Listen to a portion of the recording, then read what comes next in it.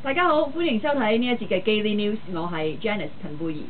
利物浦前鋒費蘭道托利斯近日突然多了一個孖生兄弟，佢原來係波叔出醒嘅男生莎查巴倫高漢。佢最近喺新戲 Bruno 中扮演同性戀記者，但係佢戴上一頭金色假髮，竟然同托利斯有90%相似。當電影推出之後，托利斯勢必遭隊友同埋敵對嘅球迷戲論。俊俏吸血男 Robert Pattinson 忙住接拍電影 Little Ashes， 扮演超現實主義嘅畫家達利。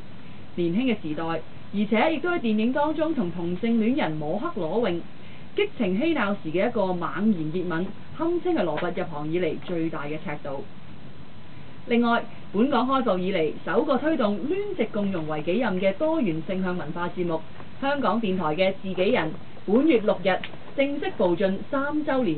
喺呢個時候，我哋都接通咗自己人嘅節目主持梁兆輝 Brian。Hello， 係咪 Brian 啊 ？Hello Brian， 恭喜你哋3週年啦！有咩感覺同大家分享一下？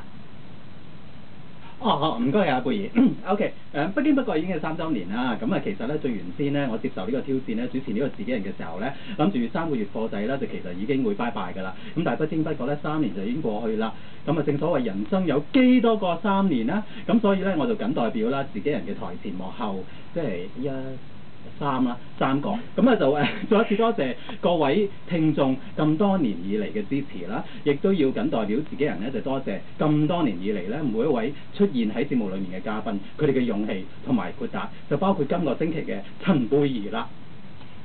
多謝你 Brian，thank you。多謝你百忙之中咧抽空咧接受我哋嘅訪問嚇。再一次咧就係恭喜你哋自己人咧就係3週年㗎。今節嘅 Daily News 亦都報導完畢啦，多謝收睇。